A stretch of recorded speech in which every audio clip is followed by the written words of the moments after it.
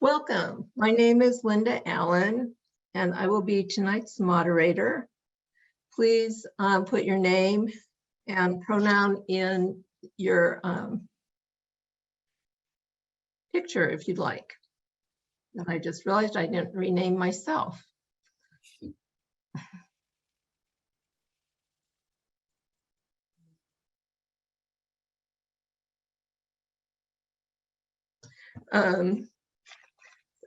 The easiest way to put your name in is to find your name in participants and click on the rename option.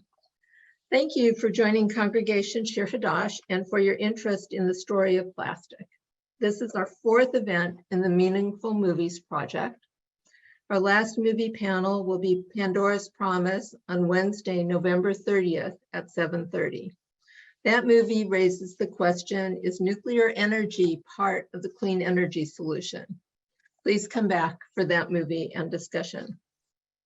Tonight's panel is brought to you by the Shir Hadash Adult Education Committee and the Shir Hadash Organizing Committee, SHOC.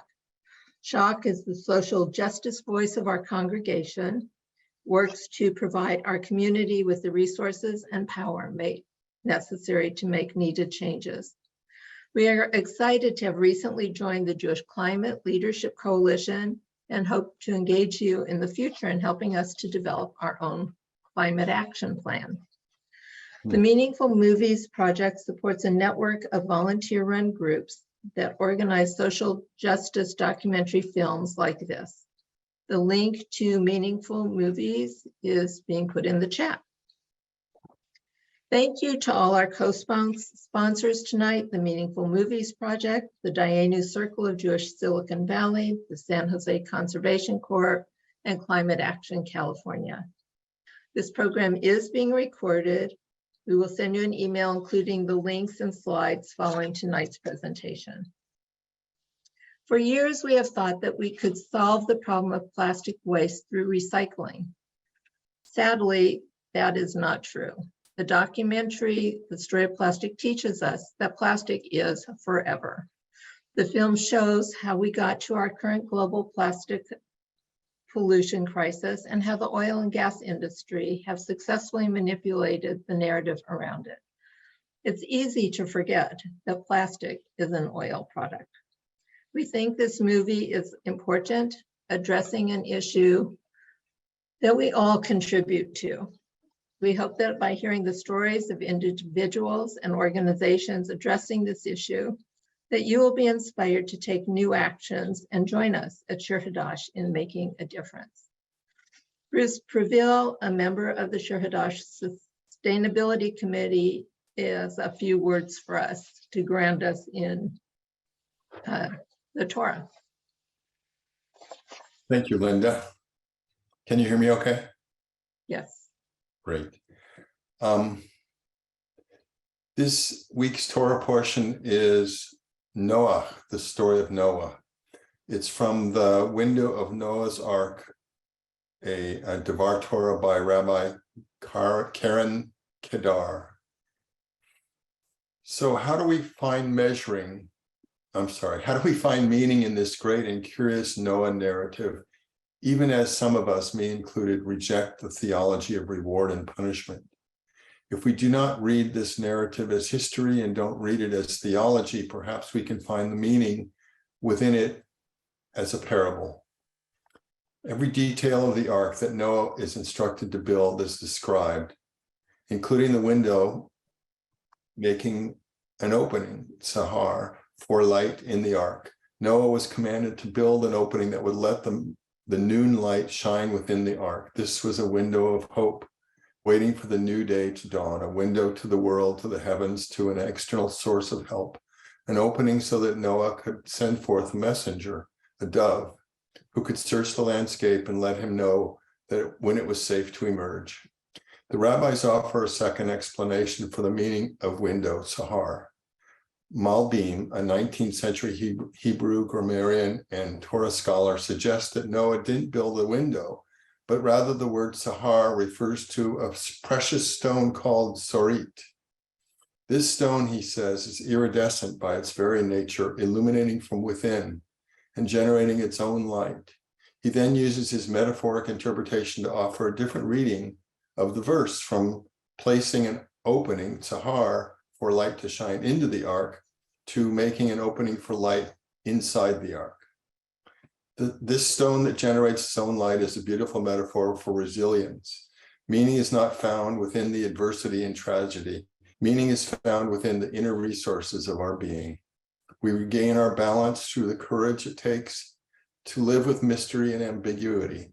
We live in a vast sea of unknowable, confusing, and ambiguous living. There is so much we simply don't know and will never understand. Faith is not blind. Faith is not a simplistic connection to the dots, or connecting of the dots. It takes root within the constant struggle to know the limits of our humanity, living on the seam of what we know and what is simply unknowable at that point.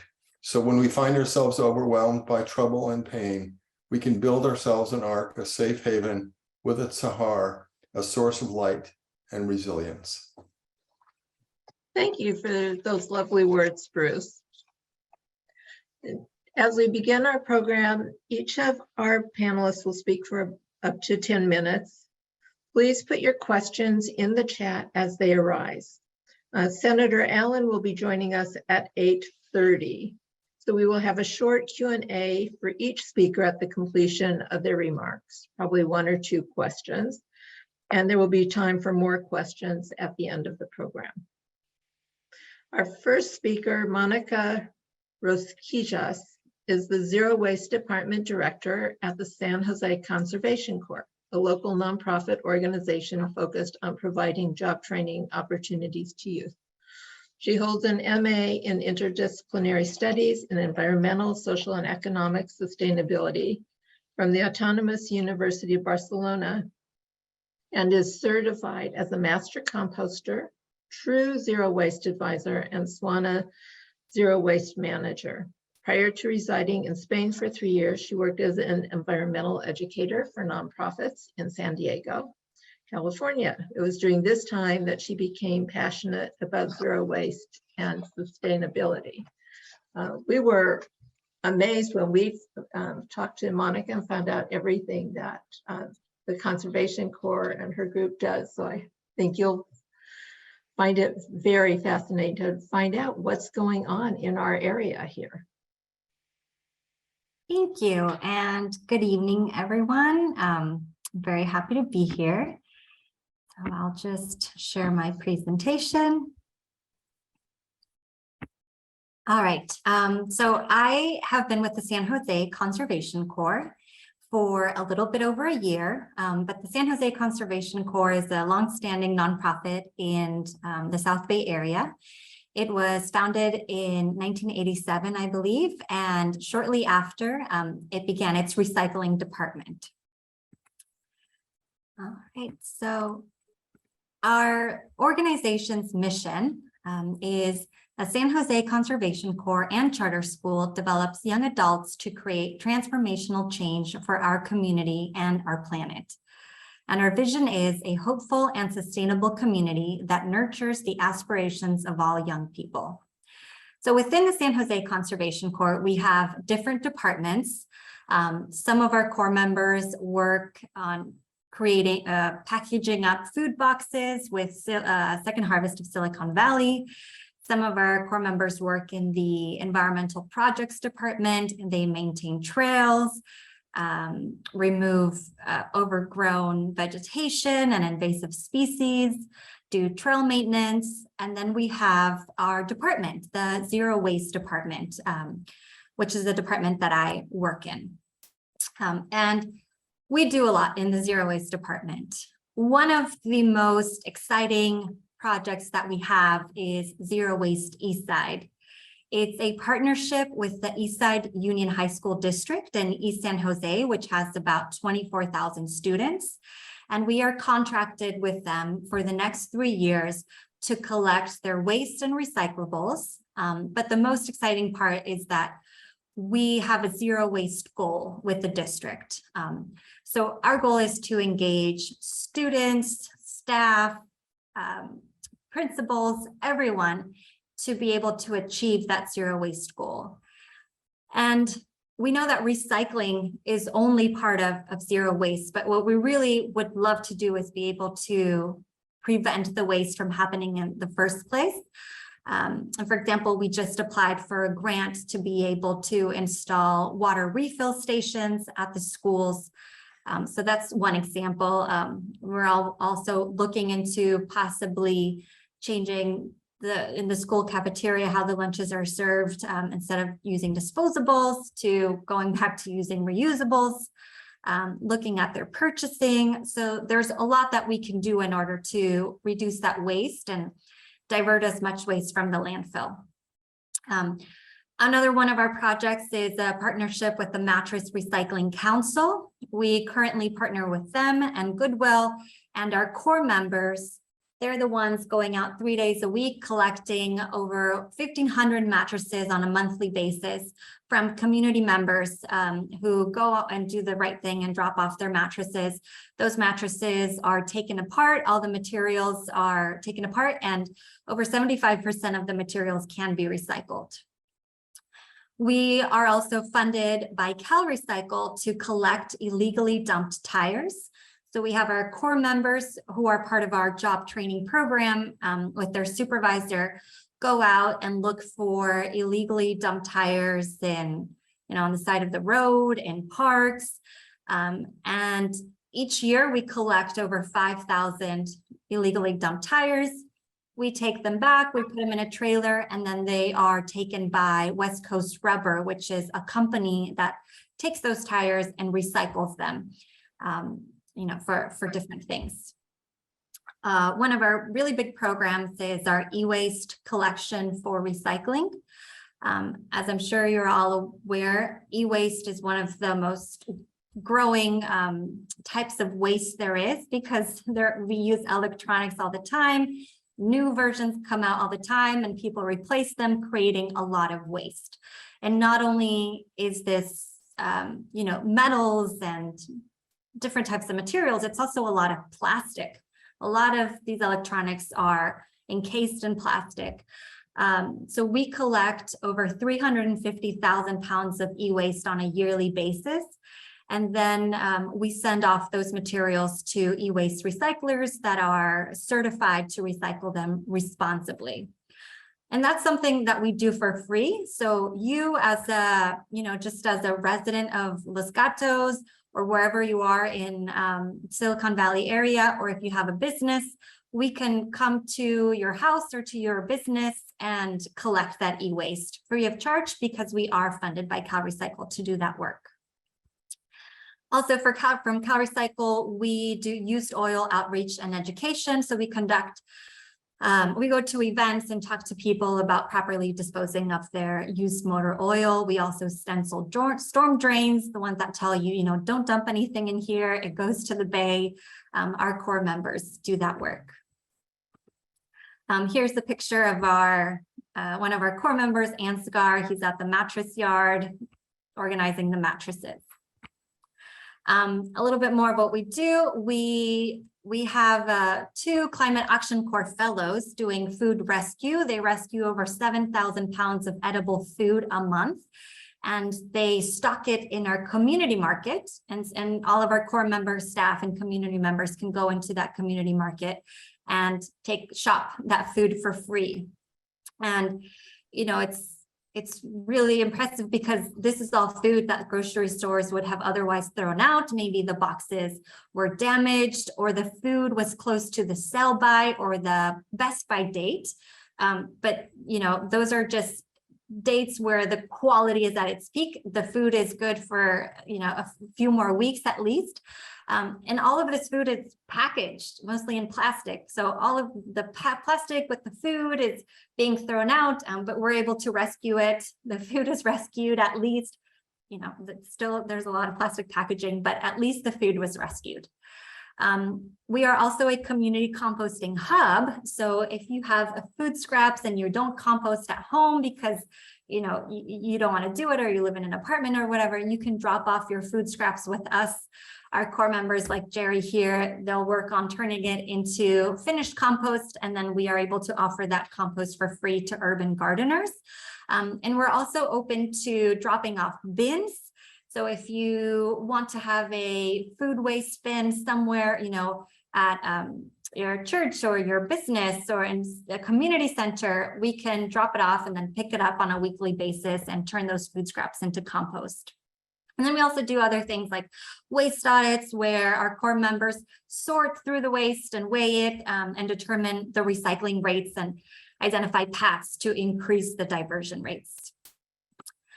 So when it comes to plastic, California has had the bottle bill since 1988.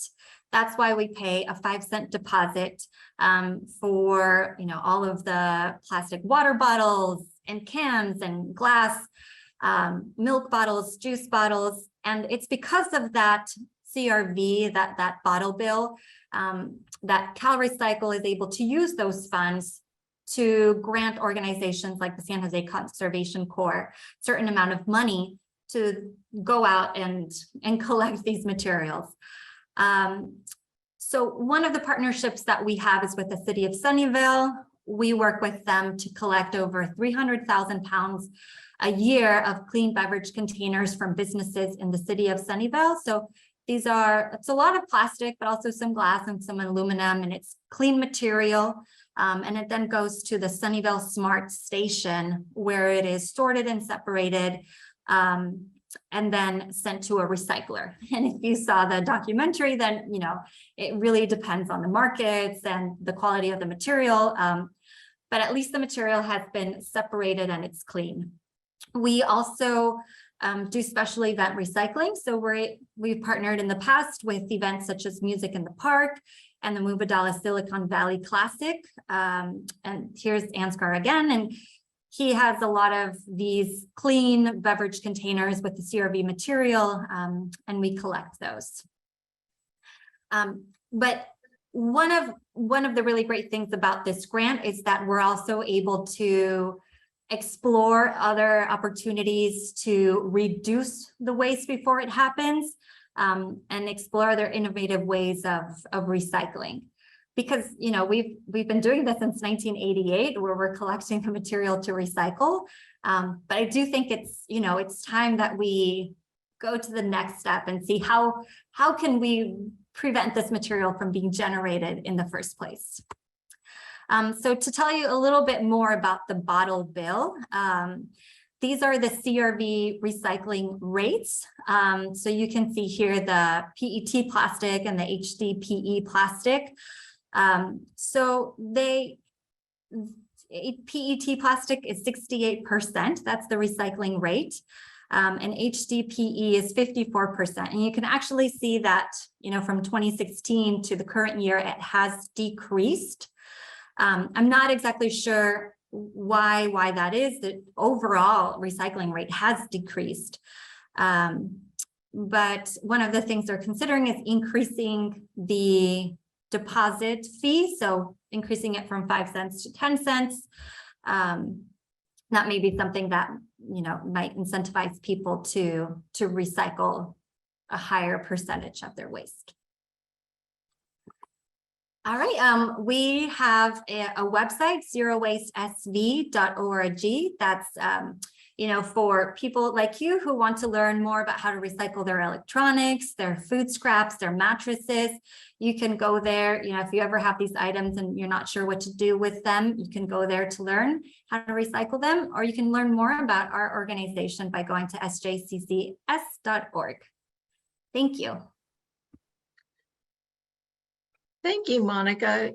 You really covered a lot of different kinds of programs, and it's amazing what is happening locally with the Conservation Corps.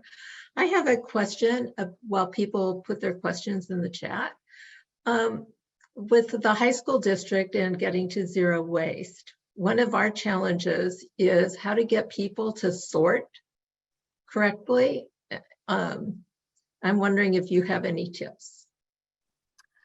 It's challenging. And I think one of the things that we're hoping to be able to do is, it's not something that you go and you talk to students once and then expect them to sort perfectly. It's something that has to be addressed constantly, and become part of the culture. So we're hoping to involve everyone from the principals to the janitors to the teachers, be able to have access to the recycling clubs and have access to the students multiple times a year. So we are communicating that message consistently, because what I've seen in the past is maybe you have a campaign, you put out new bins, you get everyone excited, and the contamination rates maybe not that high, but after a while you start seeing the contamination. So you just have to be very consistent. And with schools, you have new students every year, so even more so, because you have the zero waste champions graduating, or the teachers who are really excited about it leaving, and so you're constantly working with new people. Thank you. If anyone else has a question, can you put it in the chat?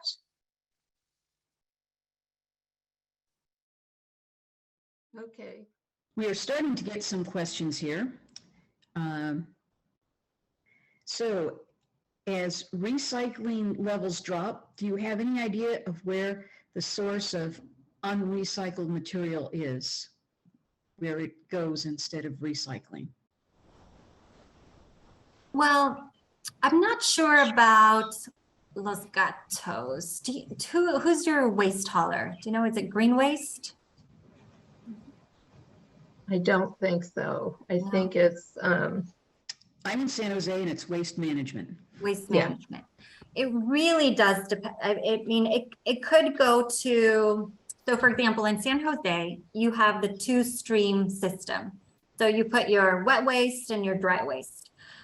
Your dry waste, which is the mixed recyclables, that will go to a materials recovery facility. And everything goes on a conveyor belt, and there's all these machines and lasers and people sorting the material.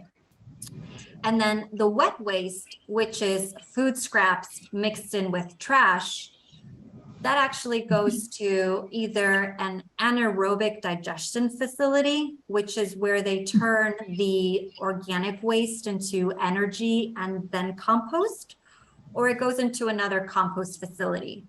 And I've visited these places, and the positive thing is that they're able to separate the materials and really take advantage of the organic waste and turn it into compost. So it doesn't go into the landfill. In the landfill, it produces methane, which is a greenhouse gas. So they're preventing that organic waste from going into the landfill. But what was really sad for me to see was that all of the compost and the organic waste was mixed with plastic bags, plastic forks, K-cups, that sort of thing. And it's composting with that trash in there. And once it's composted and they have the fine compost material, they sort it and take all of the contamination out. And then all of that contamination gets sent to a landfill. So it's basically, buried. But the compost that they're left with, because it was mixed with all of these plastics and compostable plastics and all this other, the trash, it's very contaminated. And the quality of that compost is very low, that they can't really use it for agricultural purposes. What they use for agricultural purposes is the clean compost that comes from your green waste or from the mulch that doesn't have as much contamination. So that's what happens in San Jose. You just have those two. But in other cities, if you throw your recyclables in the trash can, it might go through a sorting process before it gets landfilled, or it might not. It might just get landfilled. It depends. We are getting more questions. Not sure if we can get to all of them, in which case there'll be time at the end. But I'd like to mention, you showed us a slide about the bottle bill and I have a question saying, you've only mentioned, that slide only mentions PTE number 1 and HDPE number 2 plastics. So is there a market for those? And if so, what are they made into? And it's like there's a consistent demand for it, or? Mhm. No, that's a great question. I don't know, like this for this current year, I'm not too certain, but PET plastic is the most marketable plastic. And, you know, if you have a plastic water bottle, and it's clean plastic, then that could be recycled into a new plastic water bottle. The number of times that it can be recycled, I'm not sure, but you know, it's limited because every time that you recycle it, it's degraded.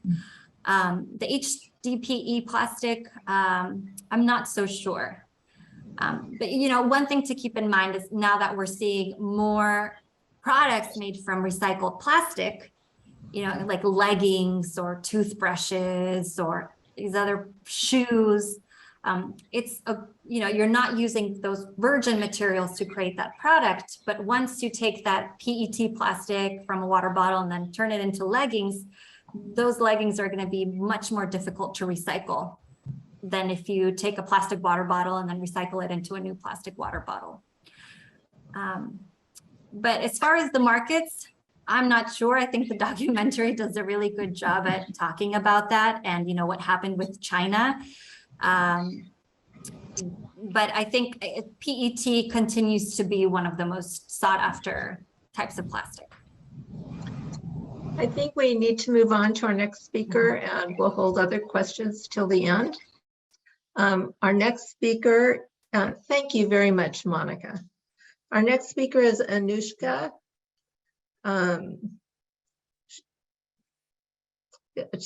Tamhane. She's a leader of the plastics group at Climate Action California, which was formerly 350.org Silicon Valley. She's also the policy chair for the Bay Area Youth Lobbying Initiative and founder of Project Greenbrush, a student-led art-based initiative to bring focus to local environmental issues. At these organizations, she specializes in organizing volunteers and connecting volunteers and legislators in regards to plastic and energy-based issues.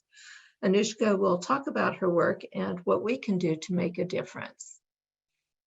Thank you. Anushka, are you going to share your slides, or are we going to share your slides? Yes, I will do that. Give me a second. Great.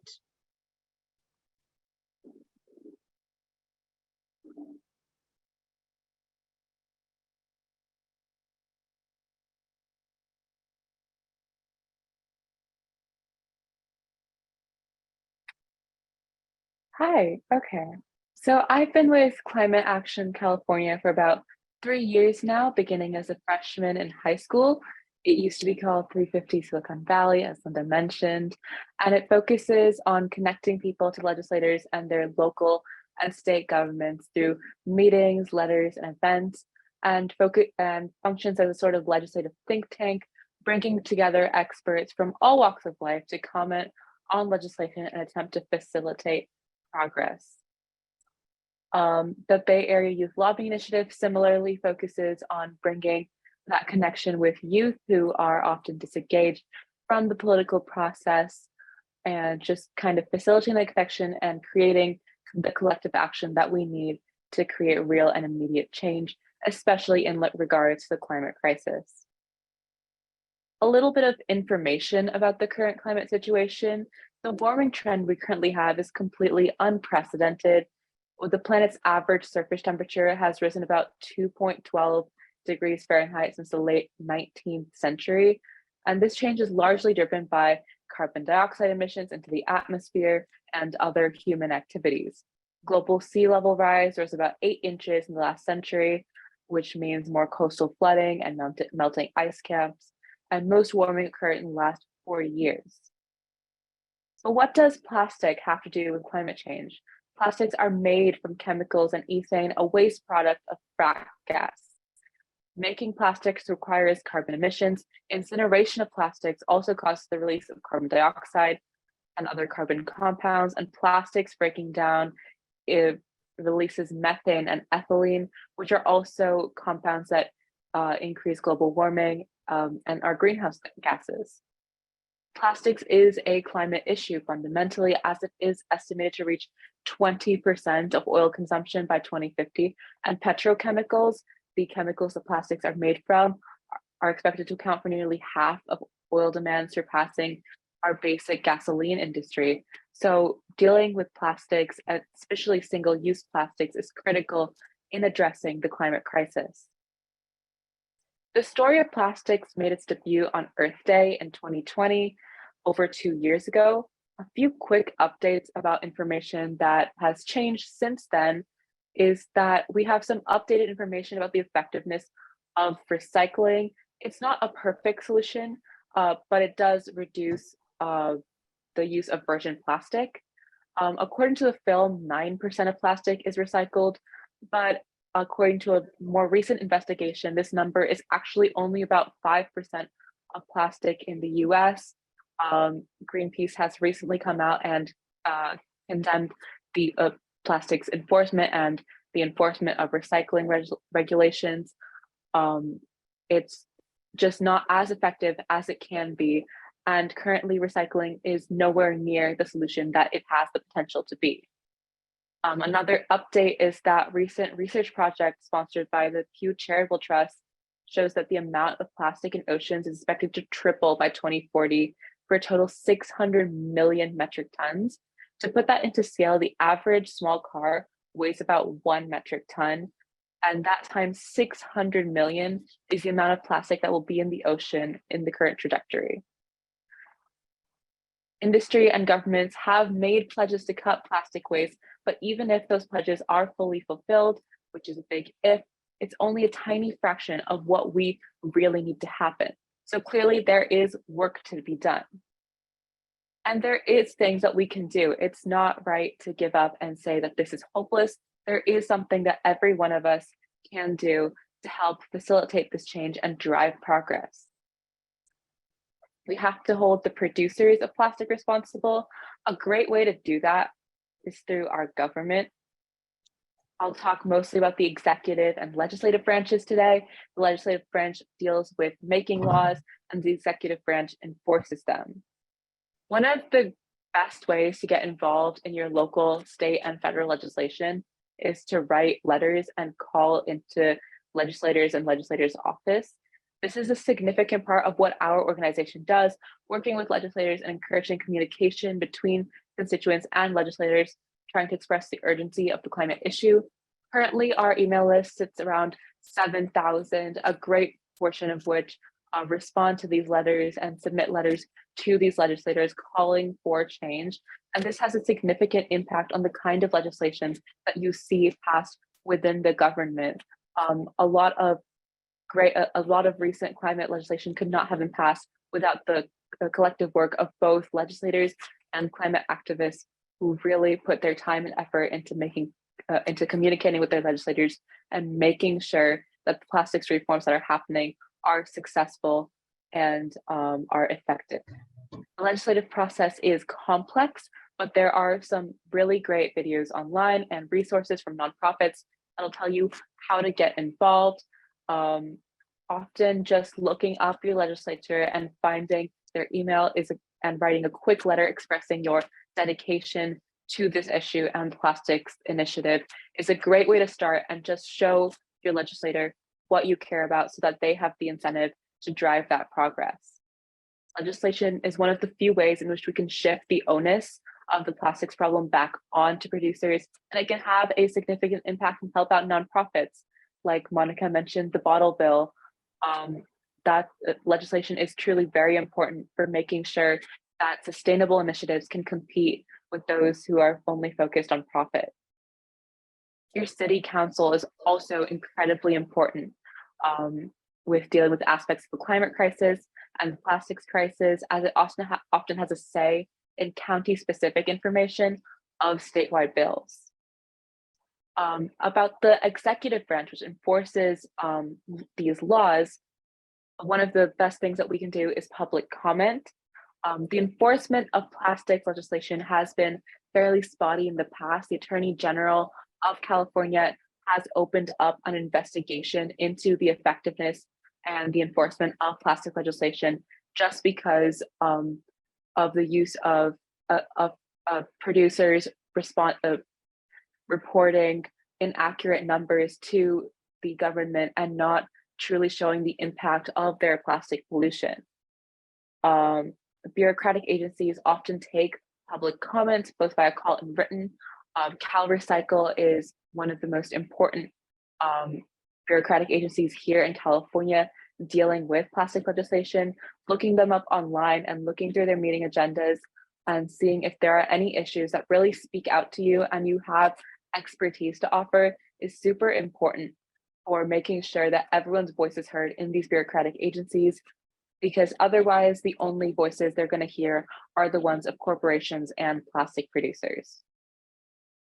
Beyond the government, another thing to drive sort of collective action within your community and call for the sort of collective action we need to deal with the plastic crisis is to write a letter to the editor.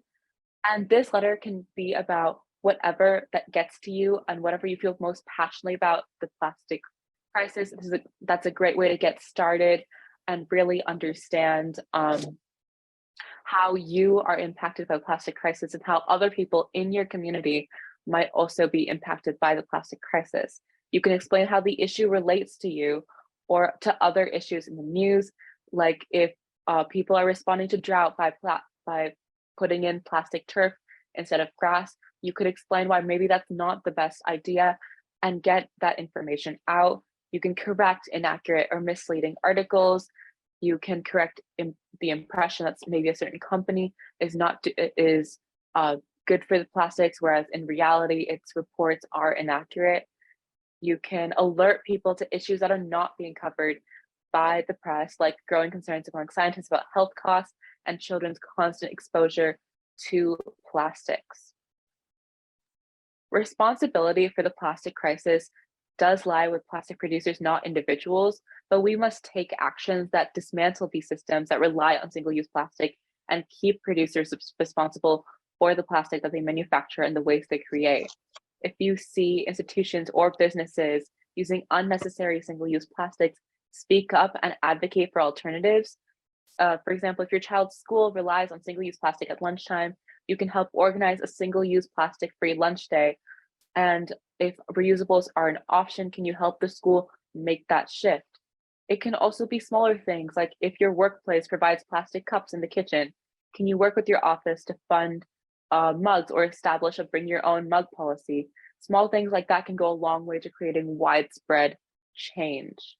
Changing your individual habits is not an end-all solution, but it is extremely actionable. You can start with baby steps. There is a quote that we don't need a handful of people doing zero waste perfectly. We need millions of people doing zero waste imperfectly.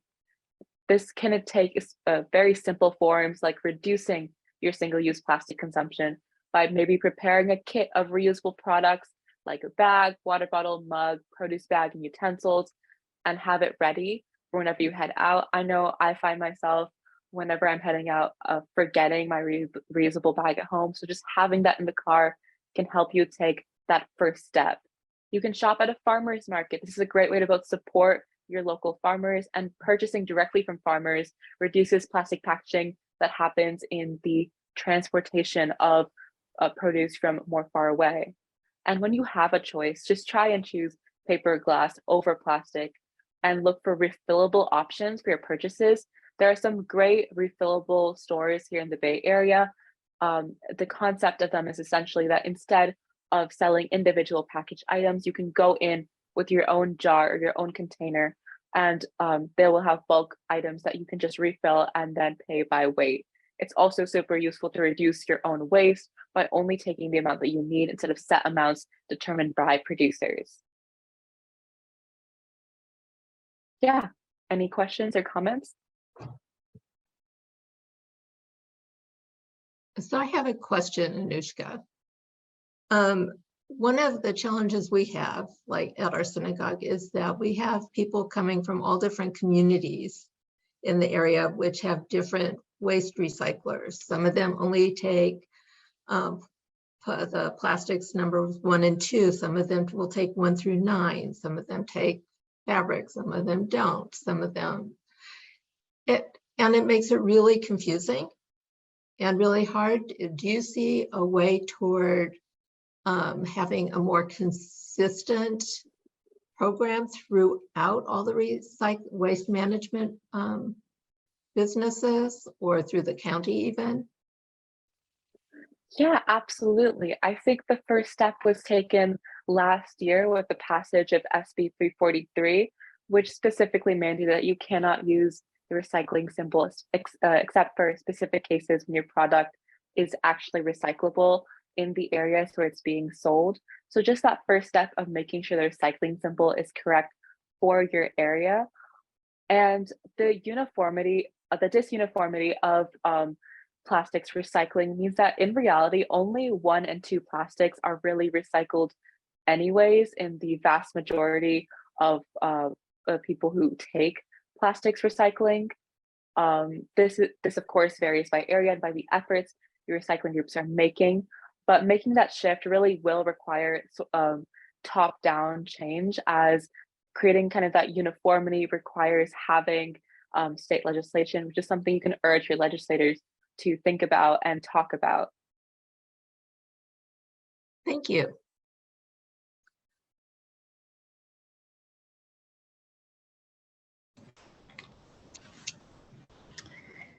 I am not seeing questions in chat right now. Oh, I have one now. Do you think banning single-use plastics nationally has a chance of ever passing?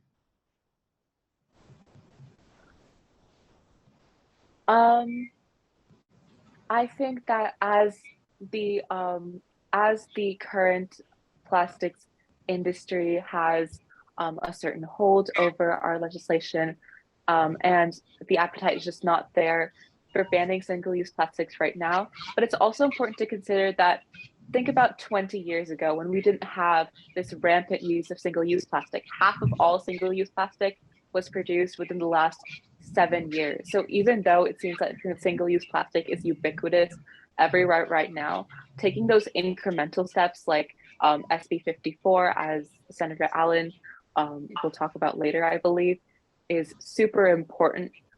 Just making those first initial steps and slowly weaning off single-use plastic instead of necessarily creating one abject outright ban. Okay, thank you. I think we're going to move on to Elisa Clark, who's going to pick up where you're leaving off and talk to us more about our individual habits. Elisa is an environmental activist working to address the climate crisis through grassroots education and advocacy. She works to move social and cultural norms toward behaviors that will heal rather than harm our planet. She is the co-chair of our sustainability committee at Shir Hadash. She's a founding member of the Dayenu Circle of Jewish Silicon Valley, on the lobbying team of the Santa Cruz chapter of Citizens Climate Lobby, a steering committee member of the Jewish Action Team of CCL, a member of the Climate Reality Project. She feels strongly that her Jewish heritage compels her to care for the earth so that it can care for us and the generations that follow. And I know many of us have been learning from her over the last year about ways to reduce our use of single-use plastics. Thanks, Linda. So hi, everybody. I've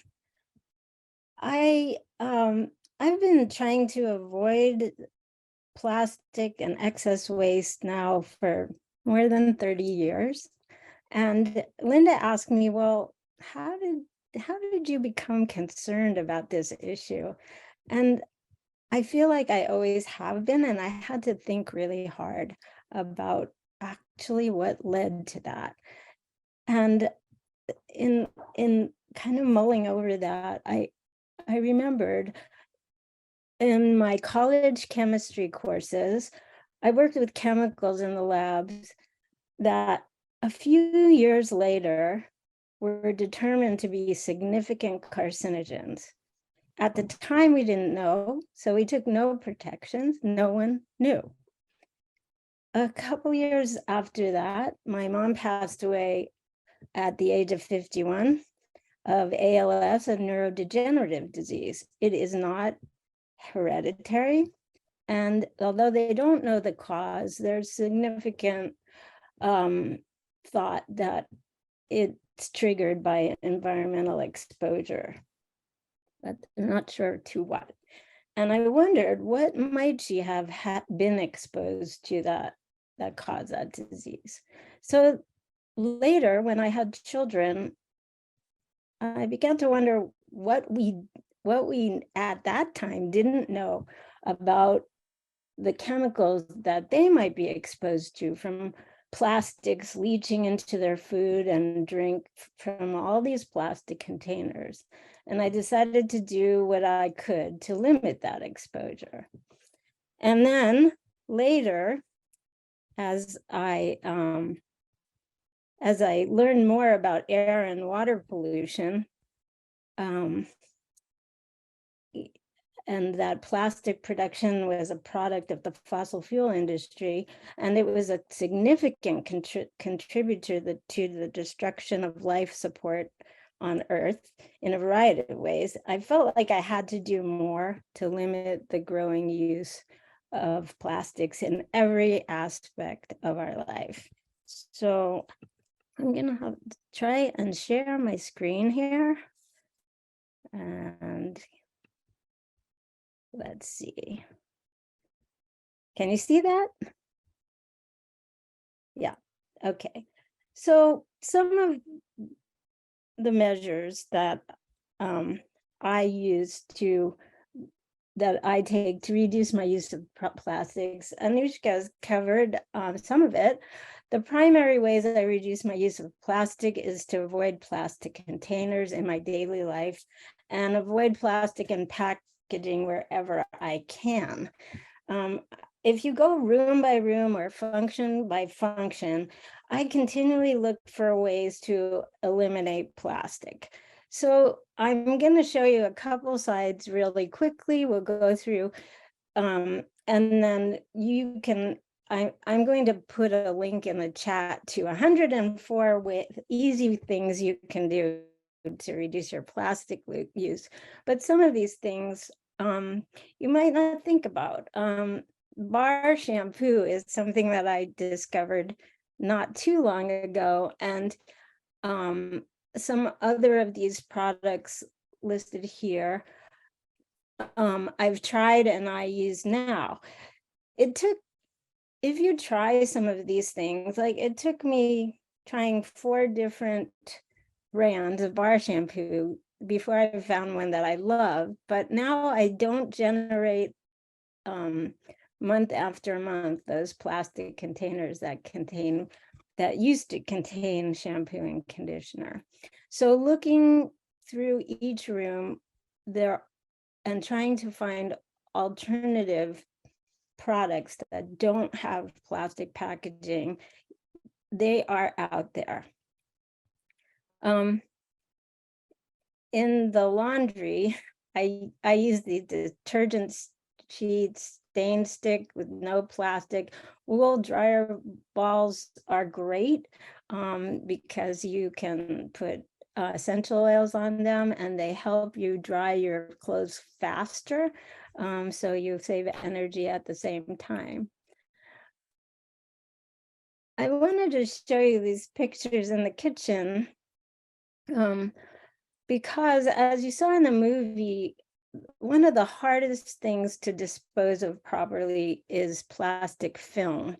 So things like silicone covers shown here and these stasher bags I use instead of Ziploc bags and also instead of, plastic wrap.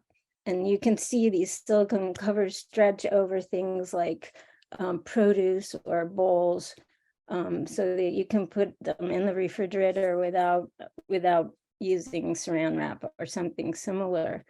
And as Anushka mentioned about going to buy things without packaging, those bags that you see in the left-hand picture, they're muslin bags. And if you look closely, you could see on those tags, it has a weight, and that weight is called a tear weight, and it says the weight of the bag. So you just fill it with an item of food at a grocer that has bulk items, and then you bring it to the counter and they subtract the weight of the bag so that you don't pay for your container.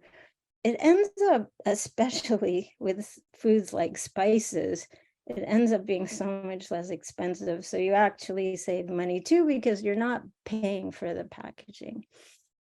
Mason jars, the same thing. If you don't have a tear weight container, you just go to the counter, they'll weigh it for you first, then you fill it up, and they'll put a little piece of tape on and with the weight and subtract it.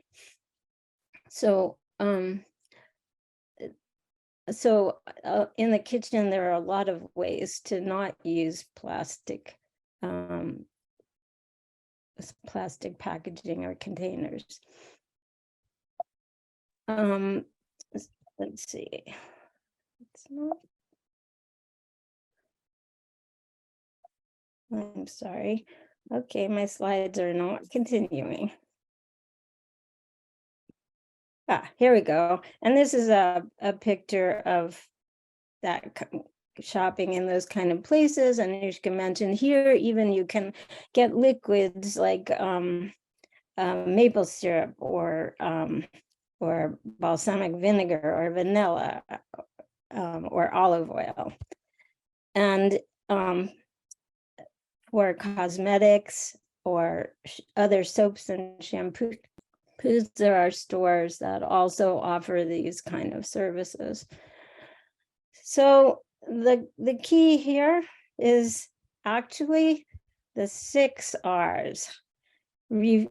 Refuse. Do you really need it? Reduce, reuse, refill, repair, and recycle. And the thing I want to leave you with is that although all these things are great to do and important to do for a few reasons. One, you can be a role model for others to show them that there are ways to reduce their plastic and alternatives to buying items with plastic packaging. The other reason is trying to reduce your plastic use sort of cements in your mind how difficult it is, how pervasive the problem is, and it makes you more aware so that you can support the kind of legislation that Anushka mentioned and encourage others to do that. Because although it's a good thing individually to try to limit our plastic use, the problem won't be solved, as you saw in the movie, by just recycling or just changing individual behavior. The problem requires a systemic effort, and to do that, it requires legislation. So in the way that individual actions kind of brings the problem to the front of our minds and the front of the minds of others, then it's really good to spur our support of this legislation. Now, Linda asked me to talk about one more thing, and I'm going to stop sharing here, I think. And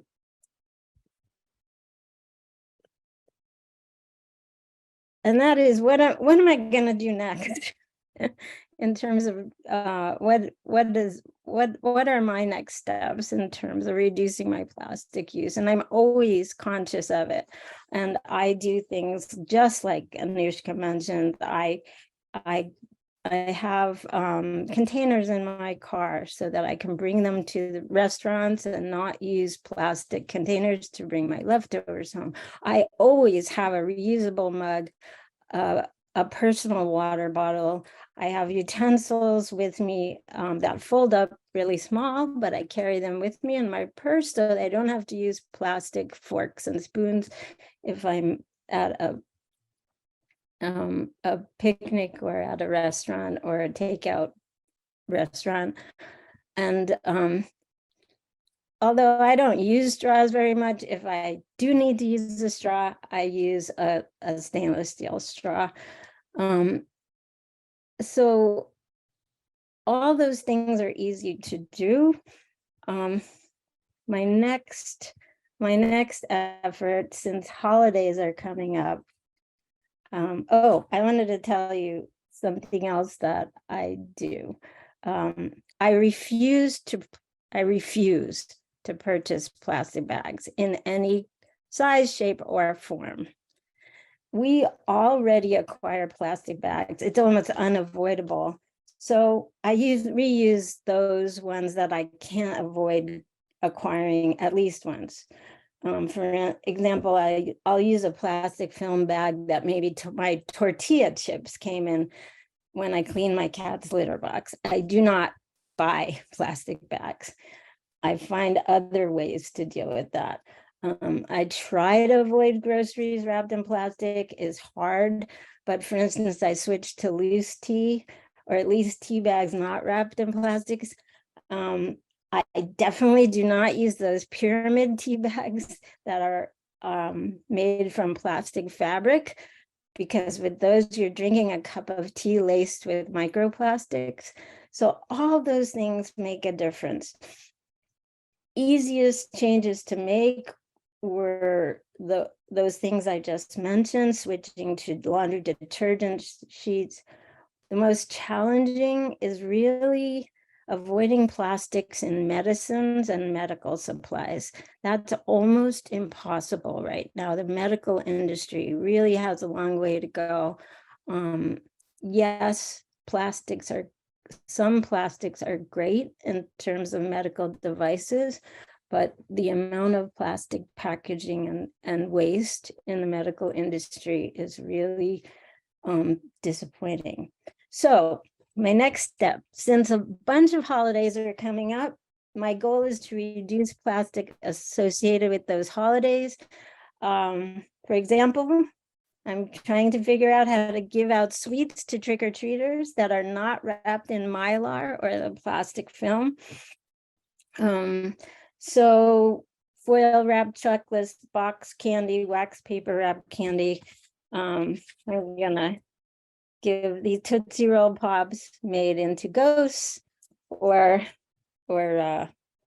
kisses that are wrapped in foil. And Hanukkah, for Hanukkah gifts, I'll give products that help with plastic reduction, like plastic-free cosmetics, or these silicone covers, or things like that will help my family also reduce their plastic use. Thank you, Elisa.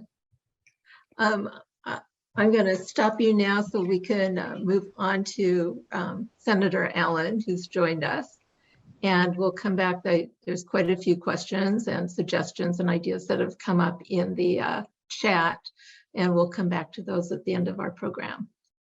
So thank you for sharing. I'm going to put that link into the chat about 104 ways to reduce your plastic use. Great, thank you. Our final speaker tonight is Senator Ben Allen. He has been representing the West Side Hollywood and coastal South Bay communities of Los Angeles County in the California State Senate since 2014. Just to give you a plug, he's my mother's senator.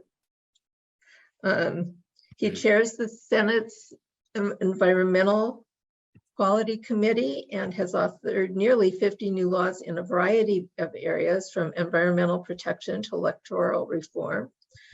He's definitely been very effective as an environmental legislator.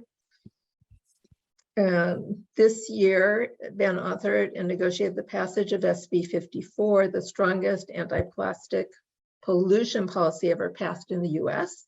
And he's a member and past chairman of the Jewish caucus in the state legislature.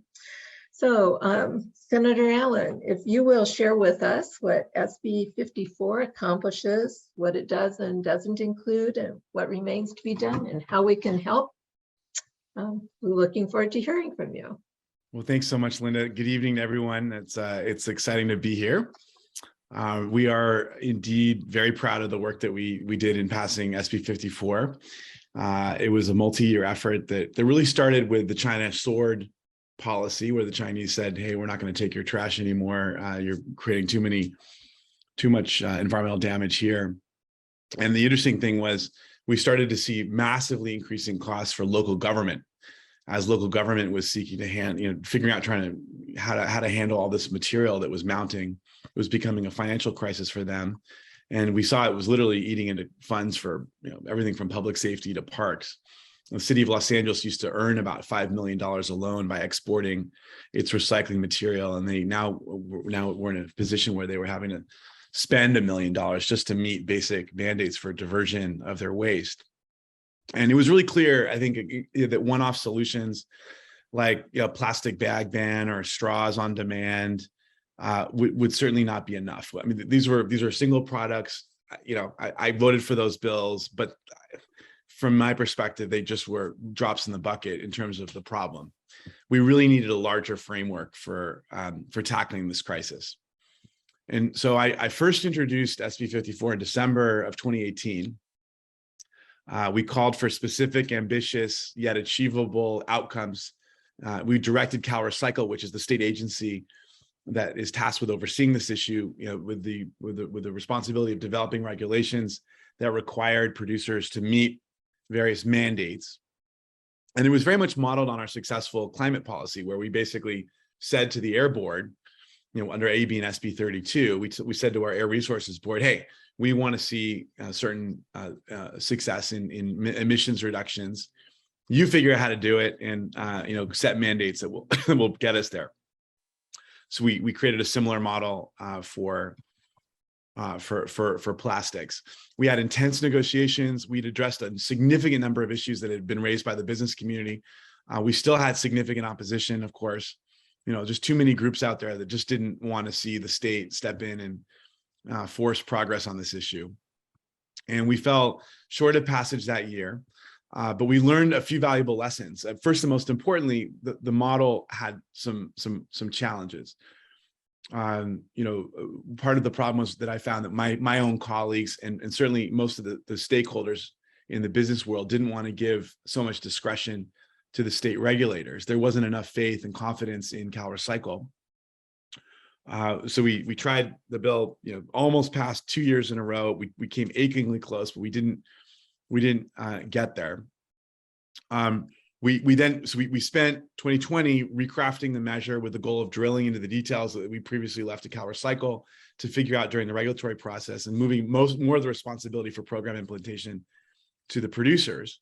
The bill failed again at the end of 2020, and a group of our key supporters said, you know what, we've given up on the legislature. They can't get this done. We're going to work on getting a measure on the ballot for 2022. And so a group of legislators then introduced a suite of bills in 2021 that all try to take aim at different parts of the problem.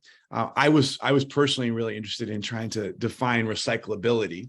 I know this is something that you guys have talked a little bit about, but we all know that there are items that claim to be recyclable, but as everybody knows, so much of what claims to be recyclable is not really recyclable in the real world. And so we did SB 343, which defined recyclable as having true end markets, not just recyclable in some lab somewhere. And we basically said through that bill that you can't use the recycling symbol, the chasing arrow symbol, if the item doesn't have a real end market. I don't care if it could technically be recyclable under perfect conditions. If you're not actually recycling it under real world conditions, it shouldn't be in the recycling stream. If anything, the item is just contaminating the recycling stream. And I was a perpetrator of this myself. I love the newspaper. I know it produces a lot of waste. I mean, the newsprint itself is recyclable. It always comes in a little bag. You know, my LA Times, it never rains in LA, as you guys all know, but for some reason, it always shows up in this bag. And the bag had the recycling symbol on it. And I would dutifully put the little bag in the recycling bin every single day. And then I found out that I was actually making the situation worse, because that film that's supposedly, you know, technically recyclable ends up in the paper stream, and actually ends up contaminating the paper stream and making it harder for us to recycle paper. So our bill said you can't put the recycling symbol on an item that is not really being recycled, that's not truly recyclable in the real world. We also had another bill, AB 1201, that defined compostable. And that you know, similarly, it said material has to actually be accepted at local facilities. I don't care, if you know, you may have some beautiful item that may be compostable at 20 million degrees, you know, in some special place in Nevada. But you know, if that's not actually, you know, compostable in your local facility, you're actually harming the environment by putting it in the composting bin. And so we got those definitions in law, which was really important. So both of those bills passed that year. We got a couple other plastics bills, including, you know, plastic kind of forks and knives only upon request, you know, from takeout restaurants and things like that. They were good bills, but once again, not the comprehensive solution that we needed. The ballot initiative qualified for the ballot that summer, and that then set the stage for really intense negotiations on SB 54 that could serve as a vehicle to remove the ballot measure. One thing that Darrell Steinberg, who was our former president of the Senate, did that was just such a wise thing, is he created a mechanism so that when people qualify a measure for the ballot, it starts a process whereby the legislature can come up with a legislative solution. And if that legislative solution is strong enough such that it passes muster for the ballot proponents to be willing to take the ballot measure back off the ballot, that measure can then go into law instead of having to go to a costly and unpredictable ballot fight. And of course, you know, one of the things we hear from voters all the time is, please, can you just address this? All these problems we keep seeing on our ballot, why can't you guys come to a conclusion? And that's part of what we were trying to do here with SB 54. So we got immediately to work convening stakeholders. We brought the business community together with local governments, waste haulers, of course, environmental leaders who are running the ballot initiative. And 8 months later, after a wild and crazy negotiation, I mean, it was, you know, I got to tell you, I mean, this bill died so many times. I went home even a week before we got it passed. I said to my wife, there's no way this is going to pass. Well, we finally got to a place where the legislature passed and the governor signed SB 54. It's the strongest packaging and plastics bill in the nation. Let me tell you a little bit about the law. So first of all, the scope. It covers all single-use packaging. It's material neutral, so it's not just plastics. And it really, you know, but focuses a lot in on plastic single-use food serviceware. So the measure has three key pillars: source reduction, everything truly being recyclable or compostable, as I just discussed, with rates and dates, so that we're going to hold the producers accountable to meeting certain rates of recyclability or compostability by certain dates. And it shifts the financial burden of this crisis to the people who actually have the most tools at their disposal to fix the problem. I mean, I was listening to Alyssa's wonderful description of all of the personal steps that she's taken to try to reduce her waste. And yet the people who have the most power over determining whether these items actually end up really recycled or reused or composted had no accountability, no skin in the game. And they're basically telling people like Alyssa that she has to fix the problem, the very problem that they're causing. And so we shift the financial burden, which right now is held by our ratepayers and our cities and our municipalities, and basically us, regular folks, through an extended producer responsibility model that puts the responsibility on the to the producers. So first of all, we require the producers to source reduce the amount of throwaway packaging and food serviceware as much as possible to eliminate unnecessary waste. We continue to see so much over packaging or disposable containers used instead of reusable ones. This has got to change. Then the bill requires whatever's left on the market to be truly recyclable or compostable. As I say, we really want that bottle to, if they're going to count as recyclable, we want it to be truly turned into another product, which is then recycled into another product over and over and over again. And to help build the necessary markets for the material, the bill has these ambitious recycling rates. And finally, as I say, EPR, we shift the burden of managing the material. So why EPR? We need to have the producers, they have to have some skin in the game. Now, it gives the producers a lot of flexibility on how to achieve the mandates, but it requires them ultimately to work together through these producer responsibility organizations to increase efficiency. And this shift in responsibility is so critical. As I say, it's the producers who decide if a shampoo is sold in a bottle that's readily recyclable or reusable or not. Also, it's the producers of these bottles that decide whether or not to manufacture the container with cheap virgin plastics or with post-consumer resins. There was a case of a producer that made some decision to change the resin type on their bottle just for aesthetic reasons. And that rendered the item totally non-recyclable. It used to be fully recyclable. Now it's not recyclable. It's going headed straight to the landfill, and we're all paying the cost associated. And they just made that decision because they literally have no skin in the game. There was no accountability until we passed this law. And what ultimately was happening in nearly every case, producers were just opting for the cheap option. And so there was no market for recycled material. But requiring packaging to achieve high recycling rates, the producers now will take action to pursue more sustainable alternatives or try to create a more sustainable recycling market. The bill pushes producers to invest in a robust reuse and refill infrastructure, shifting from material types that can't be recycled, meaning that they're destined for the landfill or an incinerator or lost to the environment, and then to build the market, as I say, for a post-consumer content that will boost collection efforts, keeping material out of the oceans and out of our communities. And it's our goal here to create the infrastructure to push companies to make these sustainable materials so that consumers don't have to think twice. They don't have to be like poor Alyssa, and they can make this decision. That all the products that are being sold in our stores are more sustainable. And they also don't have to think twice when they're standing in their kitchens trying to determine if something should go in the blue bin or in the trash. So as I say, 4 key provisions, right? There's source reduction. Let me start with source reduction. So this was the hardest part of the negotiation. It was never done before.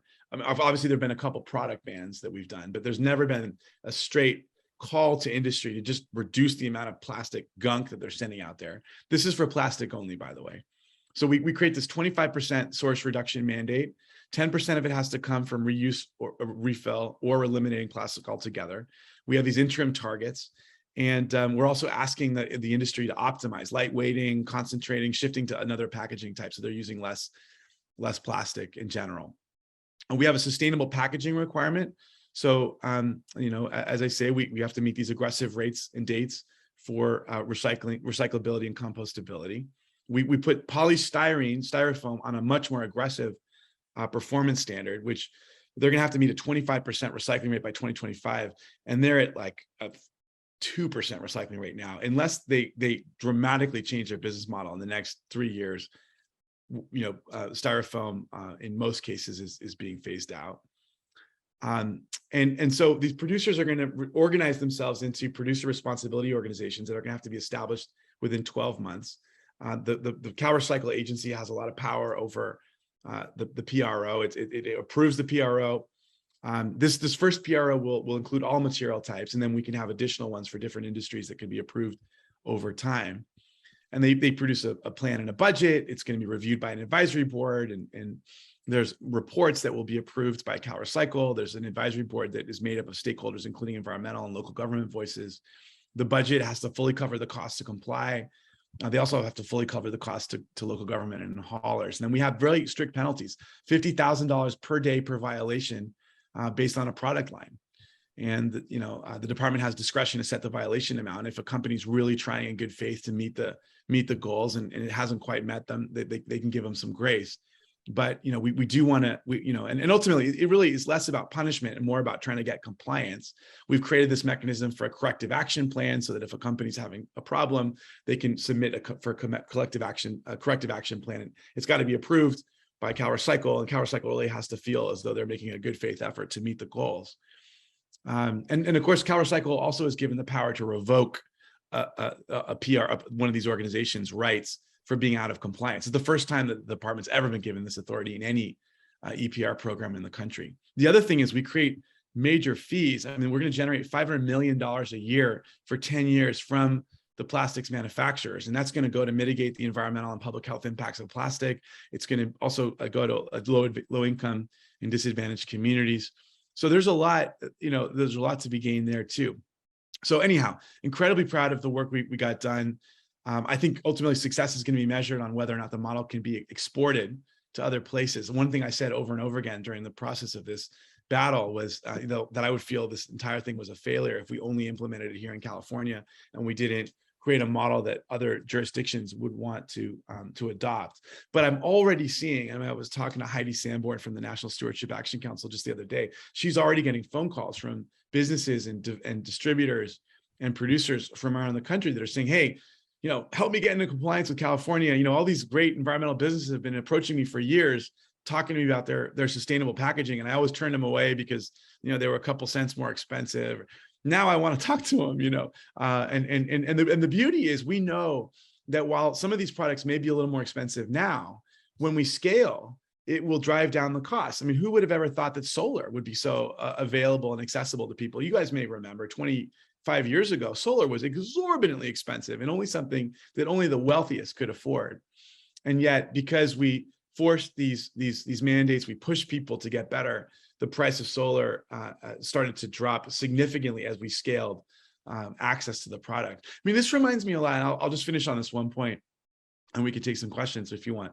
But Yes. I grew up in LA, and kids growing up in Los Angeles, in certain parts of our city, were growing up with half of the lung capacity than kids in other parts of the country, in rural parts of the country, because of how bad the smog and the air pollution was.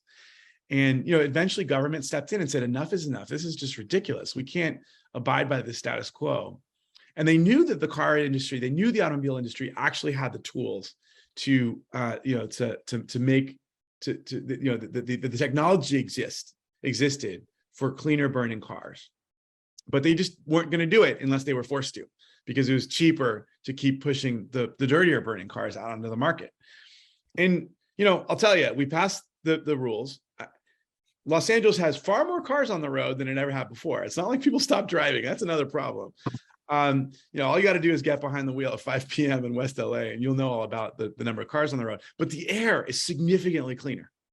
It's significantly. You can see the Hollywood sign in Los Angeles now. And in fact, because we made these rules, and the automobile industry said, hey, you know what? We got to comply with California's rules. We're going to make automobiles cleaner everywhere. And in fact, cars everywhere in the country are significantly cleaner burning, significantly more efficient than they were back in the 70s, because government took action and forced this change.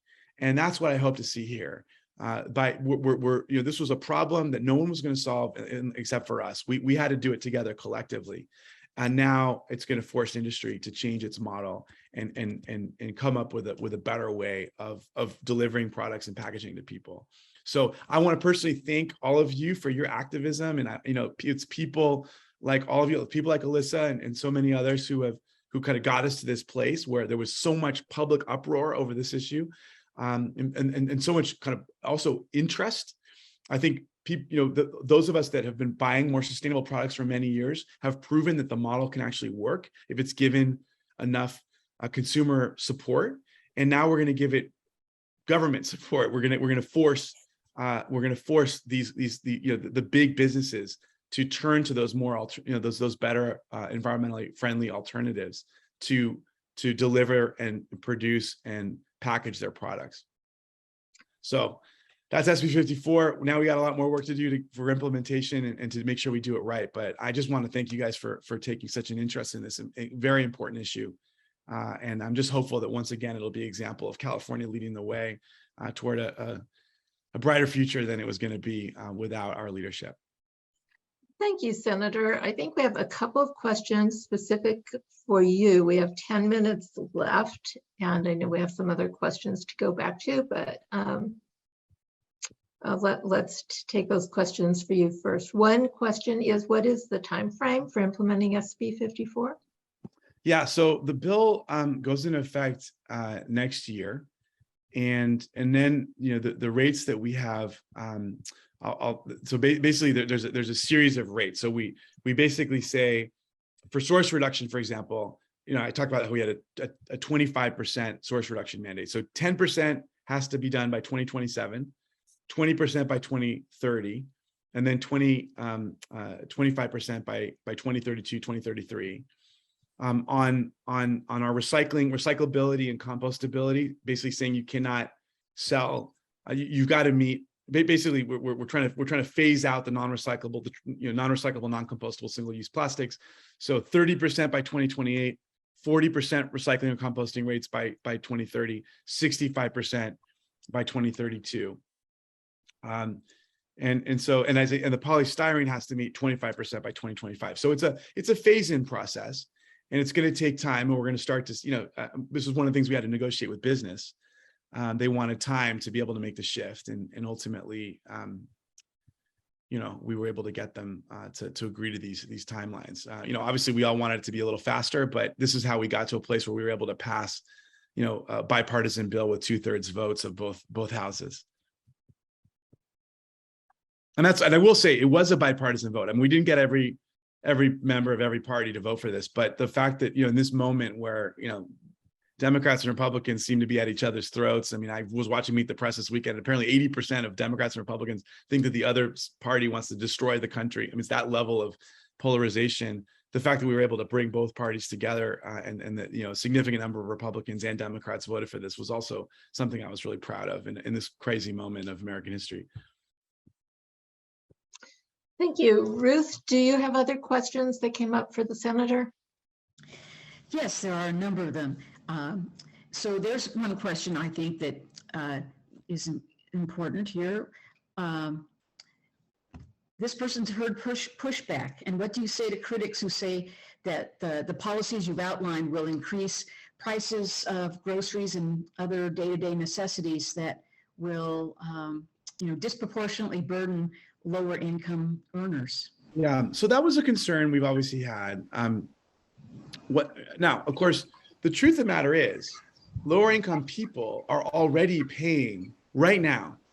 They're paying increasing waste rates because of the amount of trash that's coming through the system. And by the way, this is not, except in a few cases, it's a very regressive system. Everybody pays a waste collection rate that's passed through to them. And this county of Sacramento, for example, just raised their rates by an additional $10 a month on top of an already expensive amount for waste collection. So we are paying the costs of the dysfunction. Everyone is paying, including low-income people, right now. And this may lead to minimal. Some economists have been looking at this, and in the end of the day, whatever cost that might be increased on the consumer end when you're purchasing a product should be offset by the savings that we are going to have on the waste management, waste collection, and management side, which will lead to less pressures on cities when it comes to raising people's rates for haulers and waste management and the rest. So that's obviously something we looked at very carefully. We don't want this to be regressive. The truth is the status quo is incredibly regressive, and the bill's going to actually help address that problem in the status quo. Does that make sense?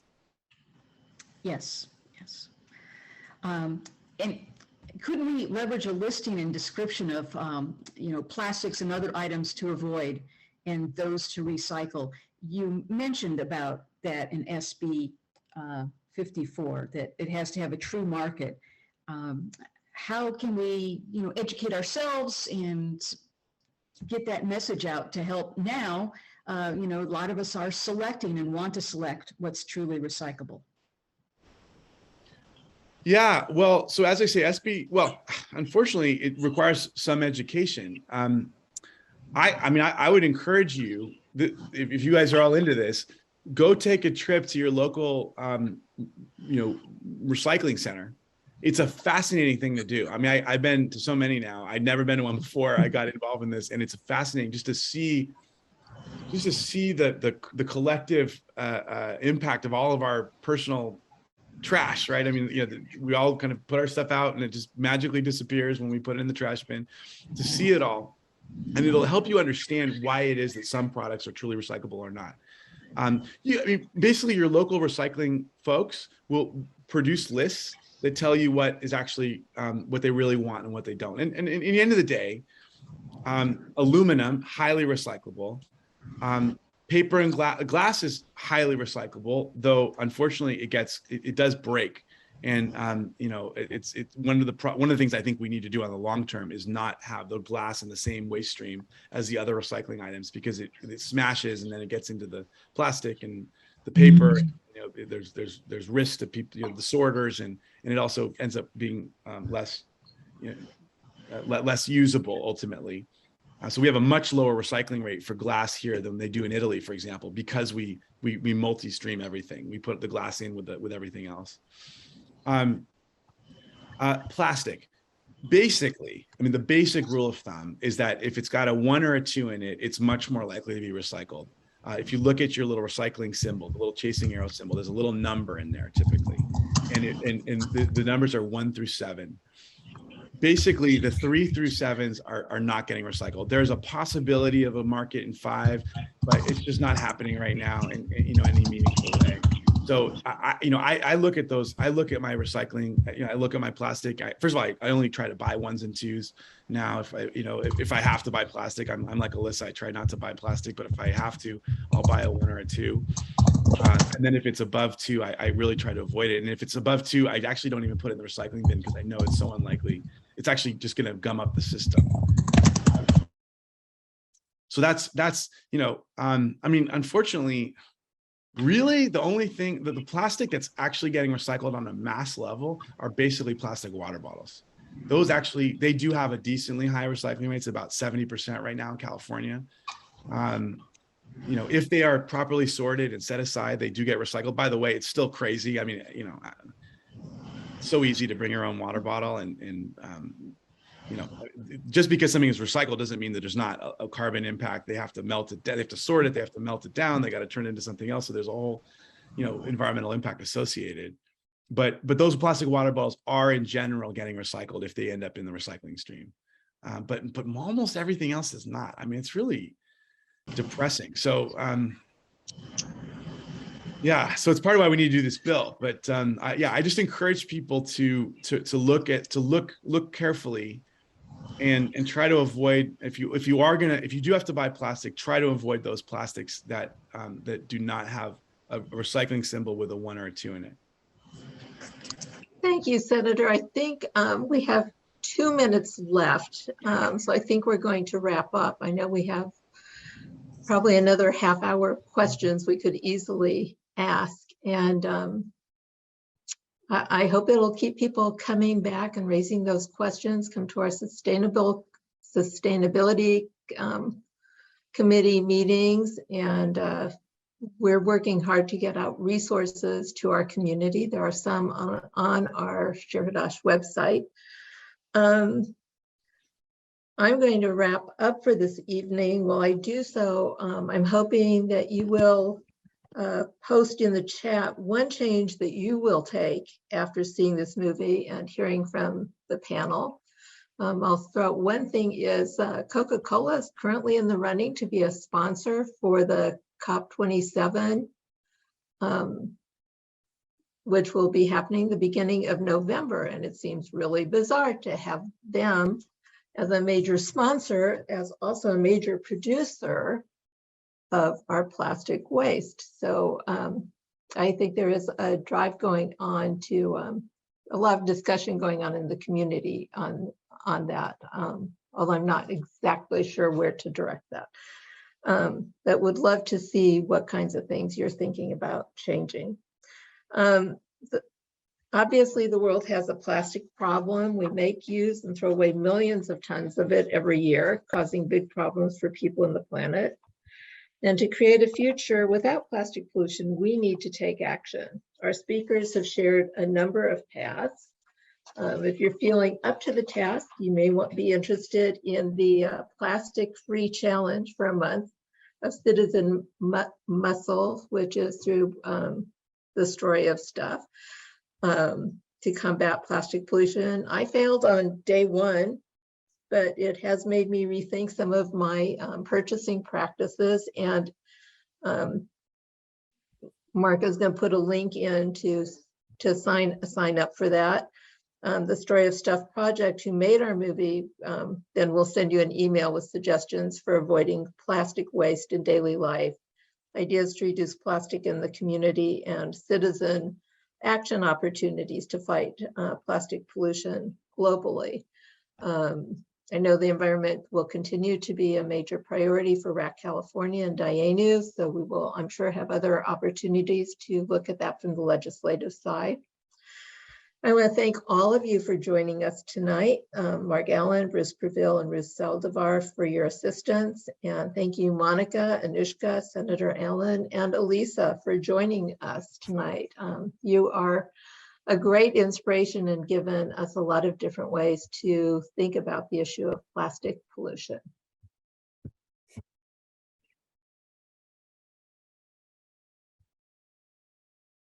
And I'll just read off a few of the things that have been coming in for things people are talking about changing. Check out the Filler Up shop. Stop buying veggies in plastic bags and get rid of shrink wrap. Look for bar shampoo and conditioner. Pay attention to the number 1 and number 2. And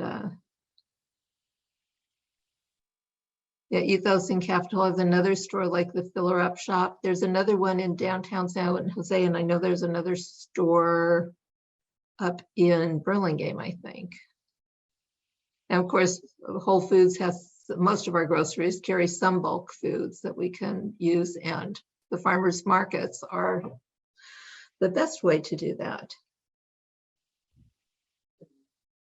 Bring your own bags. So thank you all for joining us tonight, and I hope we'll see you in November for Pandora's Promise. Thanks, everyone.